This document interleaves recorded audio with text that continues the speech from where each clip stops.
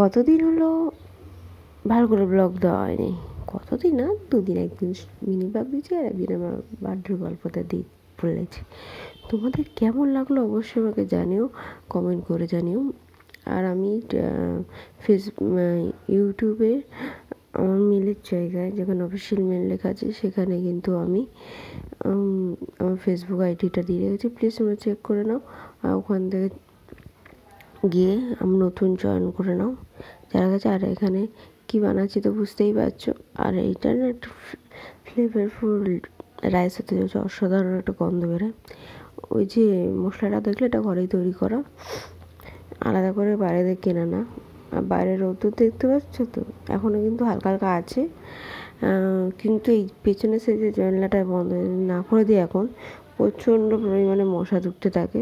যাই হোক, আর কিছুদিন ধরে একটু উল্টো কাজ হচ্ছে, সেটা হলো যে শরীরটা খারাপ হলো, তারপর থেকেই পুজোটা আমি বিকালবেলা করে দিচ্ছি। পুজোর সন্ধ্যে দুটোই বিকালে দিয়ে দিচ্ছি, সকালে দেওয়া হচ্ছে না। আর এদিকে কিছু কাজ ছিল, সেই সব কাজ করতে গিয়ে দেরি হয়ে গেছে, প্রচণ্ড পরিমাণে দেরি হয়ে গেছে। ওই সব ঘর দর সব গুছিয়ে আনানো ছিল, সব কিছু ছিল। আর সবচেয়ে বড় মন খারাপ, মাথা ব্যথা সব কিছু একটা দিকে হলো, সেটা হলো চুলের দিক থেকে। প্রচণ্ড পরিমাণে বিরক্তিকর লাগছে, চুল টুল উঠে যাচ্ছে, ভাবছি সিরিয়াসলি চুলটা কেটে দেবো আজকে। এত পরিমাণে চুল উঠলে না প্রচণ্ড কষ্ট লাগে, যাদের হয় তারাই বোঝে। আর এই যে ওই চুলটা সত্যি কেটে দিয়েছে, কারণ আমার এত বড় চুল এত কিছুকে নষ্ট, শুধু নষ্ট হচ্ছে, এটা আমি দেখতে পাবো না।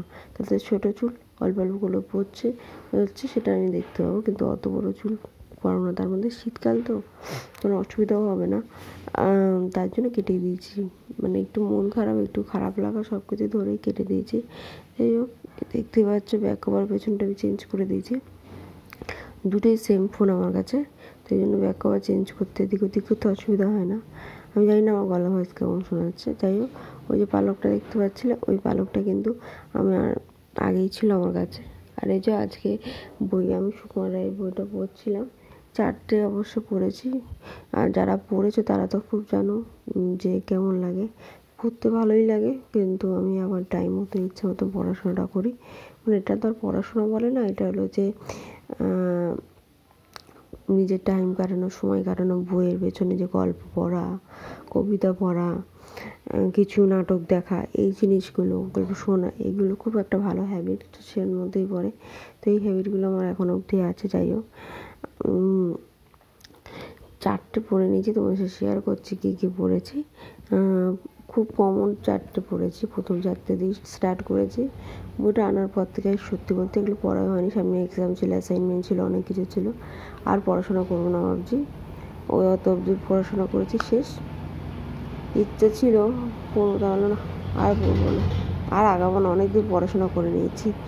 আর এই যে বুক মার্কেটটা দেখছো, এটা আমার বোনু বানিয়ে দিয়েছে। ও অনেক ছোটো ছোটো কিউট প্রচুর জিনিস বানাতে পারে, আর সেগুলো আমার কাছে থাকেও। তোমার সব শেয়ার করবো। Tata, bye. তোমরা ভালো থেকো, সুস্থ থেকো।